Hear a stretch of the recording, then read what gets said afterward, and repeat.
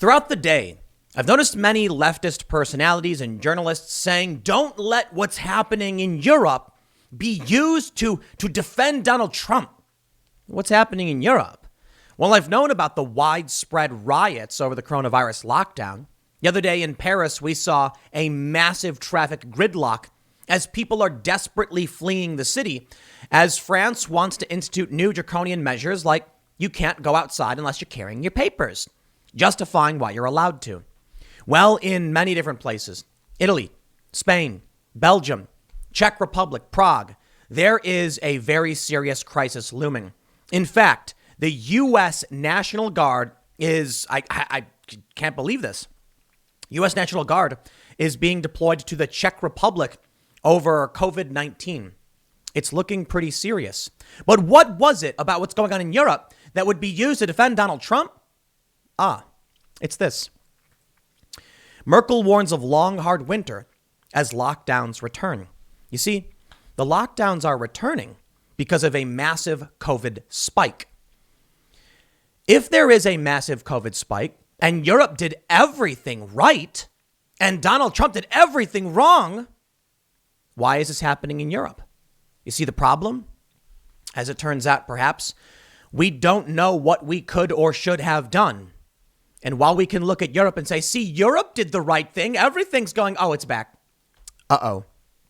The only answer that they have is lockdown, lockdown, lockdown. And of course, that's not a good idea. It's resulting in massive unrest. And I got to say, the craziest thing to me is that U.S. National Guard are apparently going to be helping in the Czech Republic. I didn't even realize we were sending. I mean, that's huge. The destabilization is getting serious. The violent unrest is beyond serious. People are saying no to these lockdowns across the U.S. and the continent of Europe. I think that if Joe Biden wins, you will see the same thing here. So let me just tell you, we are asked over and over again, which president will be the one to end the violence. Perhaps if Joe Biden wins, we won't see any more leftist violence because they believe Joe Biden will do what they want. In fact, I believe we will still see quite a bit, just not maybe as severe. They'll want to put on the pressure. But I think in its stead, we will get lockdown crisis and violence and riots like they are in Europe. Because that's what the left and Democrats have been saying. Look what Europe did. Europe did it right. Trump did it wrong. And now it doesn't matter, does it? It seems that regardless of what was done, it's getting bad. Here's the story. Another weekend of violent anti-lockdown protests in Europe. Clashes in Italy and Spain as Belgium becomes the latest to lock down and restrictions tighten across the continent. Anti-lockdown protests spread to Italy on Friday as protesters clashed with police after hundreds attended an unauthorized demonstration in Florence, while hundreds more gathered in Bologna. At the same time, Bologna? I don't know, Bologna, or however you pronounce it. At the same time, a similar event in Barcelona also descended into violence, with demonstrators throwing bricks at police and setting bins alight. The protests came as Spain, Italy, and several other European countries introduced new measures to curb the spread of coronavirus amid a rising second wave of infections.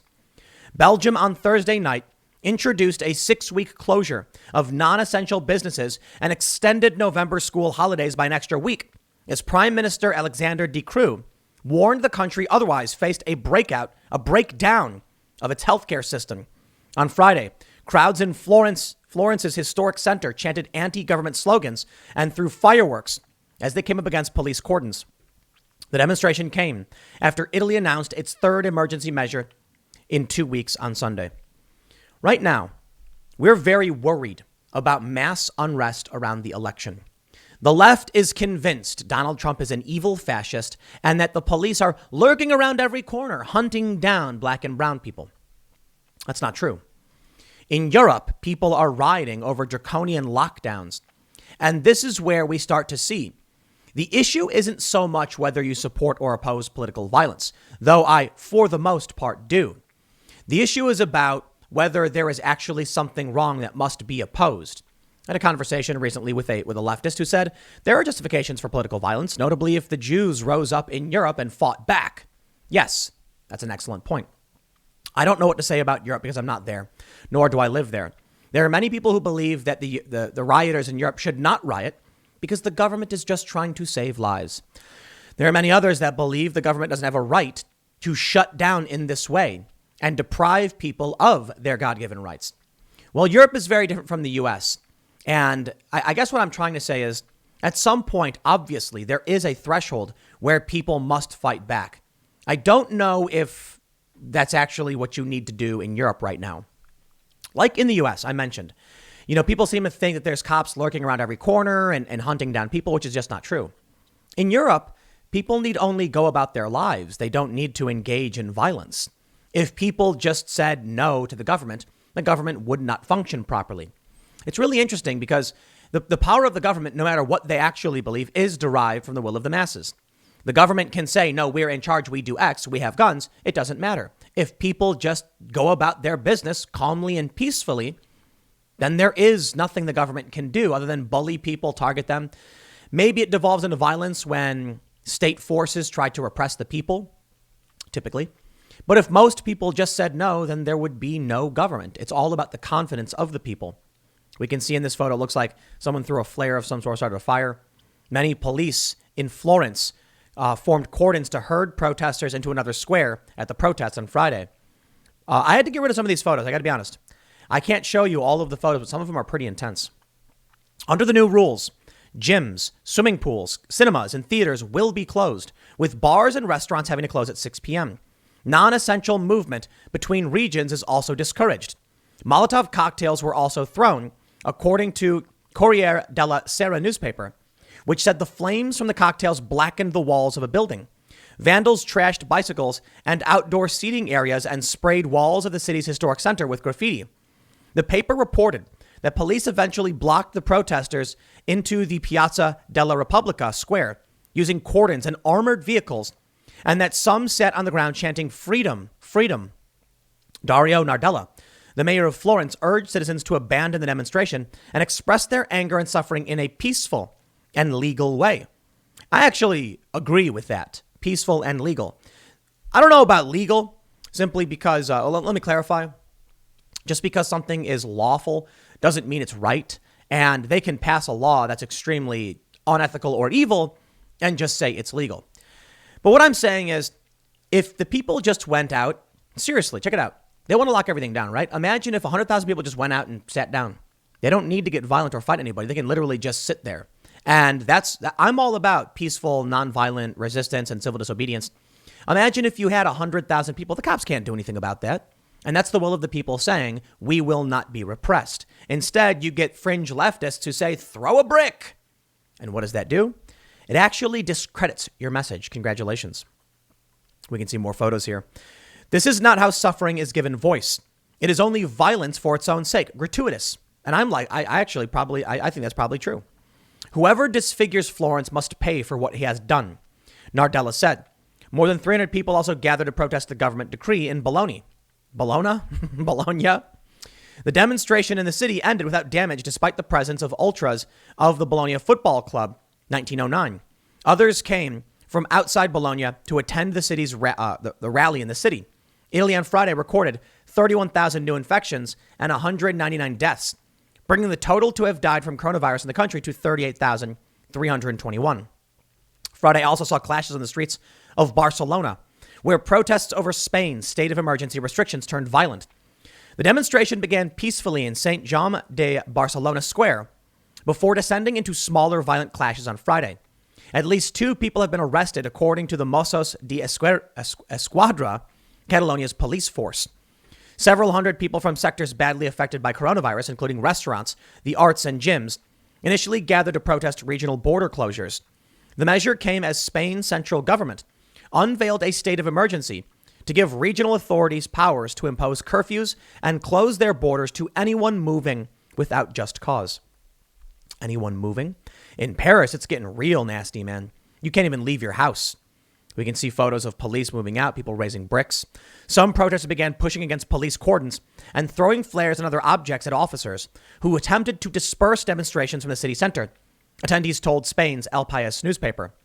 Police also hit protesters with batons and reportedly used foam bullets against those assembled outside the regional and local government headquarters. Dozens of protesters then separated into groups to narrow streets in Barcelona's Gothic quarter, setting trash containers on fire to serve as barricades. A Mossos spokesman told AFP news agency that up to 700 protesters had attended the rally, but the violence was started by a group of about 50. As it normally is in most places, I would say. So I don't want to read a play-by-play of everything that's happening in these protests across Europe. You can see I had to remove tons of images because the violence is getting intense. But I want to point out, people aren't standing for this. People will not accept draconian lockdowns. I believe if Joe Biden gets elected, he will lock us down. And it's not going to work. He's already said, if the scientists call for a lockdown, I'll do it. And the scientists have already called for it. Now, some have said, don't do it. It's bad.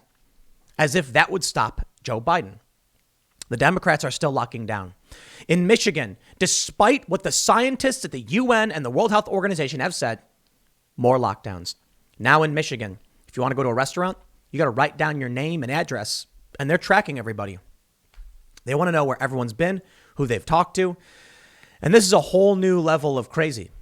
But you know, I got to say, there is a challenge in a real question between military powers, war powers, authoritarianism, libertarianism.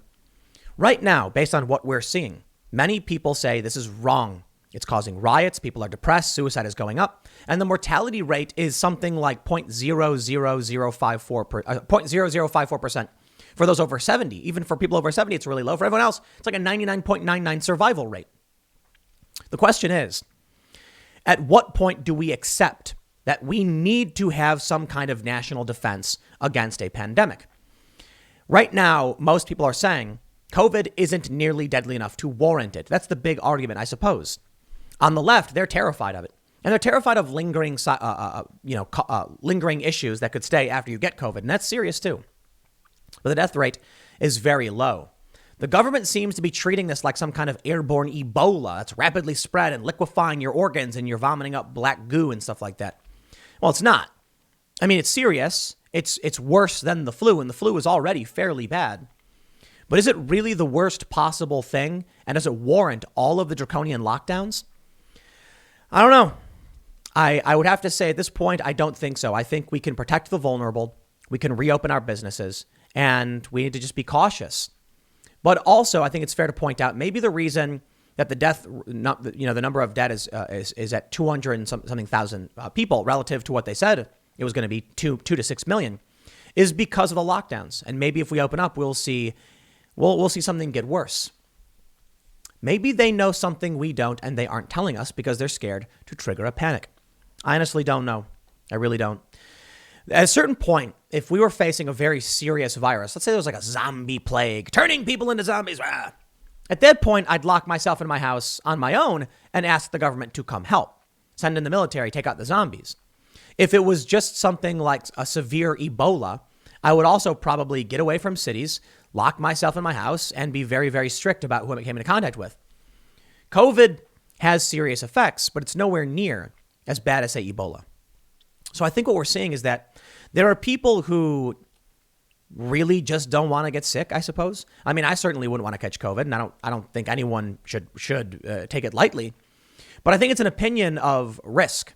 There are many people who say, I'm willing to take a greater risk to make sure the economy keeps functioning. And there are many people, and it's most of the left, who will take no risk at all, which makes me wonder, is this the biggest mistake Democrats have made? Screaming about the dangers of COVID while Trump is saying it's going to go away, don't worry. They criticize Trump for this. But Trump supporters now probably believe him and think it's not that big of a deal. They're going to go out and vote. Biden supporters, or actually I should say anti-Trump Democrats, because they're not really supporting Biden, are scared. Scared they'll get COVID. They're worried about what they should or shouldn't do. They won't show up to the polls, and they'll try to vote by mail, but now it's too late. The Democratic vote may actually stop because they don't want to go out and get sick, and it's too late to mail in any more votes. It could be the biggest blunder in political history. Now, this next story, I don't know what's happening, guys. I mean, this sounds serious. U.S. National Guard assists as Czech Republic sounds COVID-19 alarm. Over 13,200 medical personnel across the Czech Republic have been infected, including 6,000 nurses and 2,600 doctors. They say soldiers in Poland are giving coronavirus tests. American National Guard troops with medical training are headed to the Czech Republic to work alongside doctors there. A Czech university student is running blood samples to the labs, and the mayor of the capital is taking shifts at a hospital. With the cases surging in many Central European countries, firefighters, students, and retired doctors are being asked to help shore up buckling healthcare systems. This is actually terrifying. Dr. Piotr Suwalski, the head of the cardiac surgery at the Polish hospital, said in a day when daily COVID-19 cases rose 20% nationwide. I think if we continue to gain 20% a day, no system can withstand it. Could it be that what's causing the spike is cold weather? We thought warm weather would get rid of it. What if it thrives in cold weather? It's now starting to get colder in many places, and now we're seeing a spike in coronavirus cases. Maybe Trump didn't do anything wrong. Maybe, in fact, Trump did a decent job, and the governors did a decent job, and everybody did what they could. I think it's fair for me to say that the biggest criticism I have of the governors is when they put sick people in nursing homes. But looking at what Donald Trump did, I'd say hindsight is 2020. Looking at what the governors did, I would also say hindsight is 2020. I'm not going to blame any of these people because a natural disaster occurred. But it does seem like things are getting bad and they're out of our control. And that will it get worse than it was in March? In which case, are we going to see here in the U.S. hardcore lockdowns, store closures? We're starting to see it, like I mentioned, in Michigan and many other places. We're getting more draconian lockdowns coming. This is it. It's now. If Donald Trump wins, we will come up with a strategy likely reopening our economy and protecting the vulnerable. I believe that is the right choice. If we elect Joe Biden, he will likely ignore advice from the economists and just take the advice of scientists, which, while the advice from scientists can be great, doesn't understand how you get resources to people to prevent them from starving, dying of dehydration, or just straight out dying from exposure or their lack of resources. If Joe Biden just says we're going to lock down, he could cripple this country for decades to come. So I don't know. I don't know who's going to win, but I'll tell you this. The unrest we're worried about is not just because of COVID. It's not just because of these spikes. It seems like there may be a group of people that seek to take advantage of this. And this is a Twitter video from Millennial Millie, shared by a man named Dr. Zev Zelenko. In it, you can hear some of these activists saying things like they're going to take over buildings. They have created maps targeting key law enforcement infrastructure. There's one point where one of the activists says whoever has the guns can win. I don't know the full context. And that's why I'm not doing a full breakdown video going after this, because I don't know the full context. Release the full video and let me hear what these meetings were. But essentially, these videos are meetings of leftists talking about what they're going to do on election night. So let me wrap this all up in a neat little bow. What we're seeing.